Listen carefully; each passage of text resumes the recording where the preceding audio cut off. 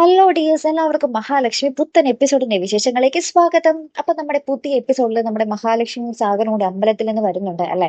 അപ്പൊ നമ്മുടെ മുത്തശ്ശിയെ കാണുന്നുണ്ട്. മുത്തശ്ശി ഇവരെ കൊണ്ടപാടെ കുത്തുവാക്കുകളും കൊണ്ട് ഇങ്ങനെ മൂടുന്നുണ്ട്. നിനക്ക് ഇവനെ കെട്ടി ജീവിച്ചൂടെ, നീ എന്തിനാണ് ആ വീൽ ചെയറിൽ ഇരിക്കുന്നവന്റെ കൂടെ ജീവിതം പാഴാക്കി കളയുന്നതെന്നൊക്കെ പറഞ്ഞ് മഹാലക്ഷ്മിയോട് കുറെ പറയുന്നുണ്ട് കേട്ടോ. എന്നിട്ട് പറയുന്നുണ്ട് അവന്റെ ആയുസ് അങ്ങോട്ട് എടുക്കാൻ പ്രാർത്ഥിക്കുക, എന്നിട്ട് നീ ഇവന്റെ ഒപ്പം ജീവിക്കടി എന്നൊക്കെ പറഞ്ഞിട്ട് ഭയങ്കര ഡയലോഗ് അടിക്കുന്നുണ്ട് കേട്ടോ നമ്മുടെ മുത്തശ്ശി. ഇതൊക്കെ കേൾക്കുമ്പോൾ നമ്മുടെ സാഗറിന് ഭയങ്കര മനസ്സുഖാട്ടോ. എന്ന് വെച്ചാൽ സാഗർ ഉള്ളിൽ വിചാരിക്കുന്ന കാര്യമില്ലേ നമ്മുടെ മുത്തശ്ശി പറയുന്നത്. നമ്മുടെ മഹാലക്ഷ്മി ഇപ്പൊ കുറെയൊക്കെ കേട്ടു നിൽക്കുമെങ്കിലും ലാസ്റ്റ് നമ്മുടെ കണ്ണന്റെ ആയുസിനെ പറ്റി പറയുമ്പോൾ നമ്മുടെ മഹാലക്ഷ്മി പൊട്ടിത്തെറിക്കുന്നുണ്ട്. കണ്ണന്റെ ആയുസിനെ പറ്റി പറഞ്ഞാൽ ഞാൻ മുത്തശ്ശിയാണെന്നൊന്നും വിചാരിക്കില്ല എന്നൊക്കെ പറഞ്ഞ് ഭയങ്കര പൊട്ടിത്തെറിയാട്ടോ അവിടെ നടക്കുന്നത്. അതിനുശേഷം ഇവര് പിരിഞ്ഞു പോകുന്നുണ്ട്.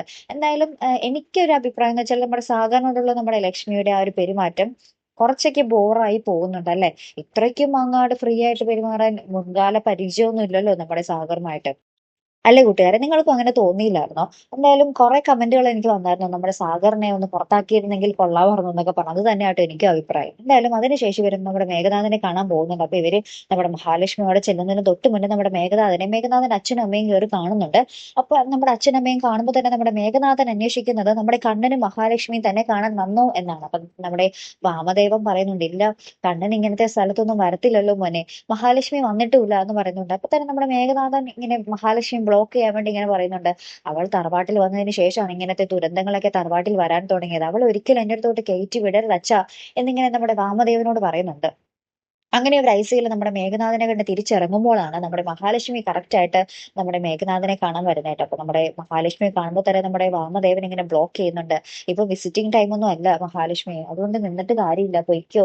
അപ്പൊ നമ്മുടെ മേഘനാഥന്റെ അമ്മയും പറയുന്നുണ്ട് നമ്മുടെ മഹാലക്ഷ്മിയോട്, മഹാലക്ഷ്മി ഇതുവരയ്ക്കും മേഘനാഥനെ കണ്ടിട്ടില്ലല്ലോ, അപ്പൊ ആദ്യം ഒരാളെ കാണുമ്പോൾ ഇങ്ങനത്തെ ഒരു അവസ്ഥയിലാകണ്ട കാണേണ്ടത്, മോൾ പൊയ്ക്കോ എന്ന് പറഞ്ഞ് നമ്മുടെ മഹാലക്ഷ്മിയെ തിരിച്ചു വിടുന്നുണ്ട് കേട്ടോ. അത്ര നല്ല രസത്തിലൊന്നും അല്ല ഇവർ നമ്മുടെ മഹാലക്ഷ്മിയോട് സംസാരിക്കുന്നത്. അങ്ങനെ തന്നെ നമ്മുടെ മഹാലക്ഷ്മി നേരെ സാഗറിന്റെ അടുത്തേക്ക് പോകുമ്പോൾ സാഗറിന് ആകെപ്പാടെ ടെൻഷൻ. ദൈവമേ, മേഘനാഥനെങ്ങാനും കണ്ടു കാണോ, എന്നാ പിന്നെ എല്ലാം പൊളിഞ്ഞ് എന്നുള്ള രീതിയിൽ നമ്മുടെ സാഗർ ആകെപ്പാടെ ടെൻഷനിൽ നൽകുവാട്ടെ. അപ്പൊ നമ്മുടെ മഹാലക്ഷ്മി ഇങ്ങനെ ആകെപ്പാടെ സങ്കടത്തിൽ വരുമ്പോൾ നമ്മുടെ സാഗർ വിചാരിക്കും ഇവർ തമ്മിൽ കണ്ടിട്ടുണ്ടെന്ന്.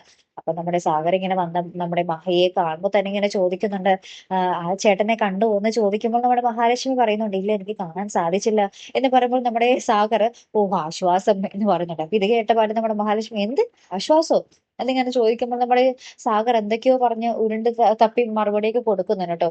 ചേച്ചിക്ക് ആ ഒരു അവസ്ഥ കാണുമ്പോൾ കൂടുതൽ സങ്കടമല്ലേ ആവുള്ളൂ, അതാണ് കാണാതിരുന്നത് ആശ്വാസമായി എന്ന് പറഞ്ഞത് എന്നൊക്കെ പറഞ്ഞ് അവിടെ കിടന്ന് തപ്പി കളിക്കുന്നുണ്ട് കേട്ടോ. അതിനുശേഷം ഇവര് നേരെ ഓഫീസിലേക്ക് പോവാട്ടോ. അവിടെ ചെല്ലുമ്പോൾ നമ്മുടെ മഹിയെ കാണുമ്പോൾ തന്നെ നമ്മുടെ കണ്ണൻ പറയുന്നുണ്ട്, തനിക്ക് മേഘനാഥനെ കാണാൻ പറ്റിയില്ലല്ലേ, മാമൻ വിളിച്ച് എന്നോട് പറഞ്ഞിരുന്നു എന്ന് പറയുന്നുണ്ട്.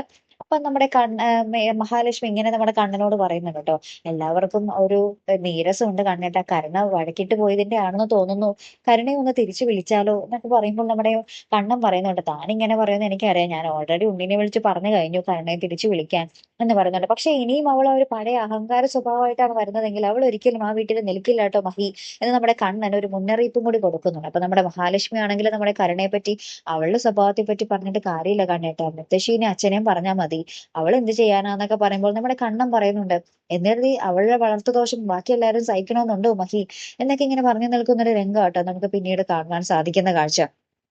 അപ്പൊ നമ്മുടെ കണ്ണനാണെങ്കിൽ ചെറുതായിട്ടൊക്കെ ഒരു സംശയം വന്ന് തുടങ്ങിയിട്ടുണ്ട്, തനിക്ക് വന്ന അപകടമാണോ ഇത്, തന്റെ ബന്ധുക്കൾ തന്നെ കൊല്ലാൻ ശ്രമിക്കുകയാണോ, ഇനി സാഗർ മക്കൂട്ടത്തിൽപ്പെട്ട ഒരു ചതിയനാണോ എന്നുള്ളൊരു സംശയങ്ങളൊക്കെ നമ്മുടെ കണ്ണന്റെ ഉള്ളിൽ ഇങ്ങനെ വളരുന്നുണ്ട് കേട്ടോ. എന്തായാലും അത് നല്ല കാര്യം അല്ലെ, കണ്ണൻ അത്യാവശ്യം നല്ല ബുദ്ധിമാനായ ചെറുപ്പക്കാരനാണല്ലോ, അതുകൊണ്ടാണല്ലോ ഇങ്ങനത്തെ ഒരു അവസ്ഥയിലും ഈ ഒരു ലെവലിൽ എത്തിച്ചേരാൻ നമ്മുടെ കണ്ണന് സാധിച്ചത് അല്ലെ. അപ്പൊ എന്തായാലും നമ്മുടെ കണ്ണന് നമ്മുടെ സാഗറിന്റെ ആ ഒരു ചതി എത്രയും വേഗം അറിയാൻ സാധിക്കട്ടെ അല്ലെ പ്രേക്ഷകർ. എന്തായാലും കാത്തിരുന്നതിനെ കാണാട്ടോ. അപ്പൊ അടുത്തൊരു വീഡിയോ വരുന്നത് വരയ്ക്കും ഗുഡ് ബൈ.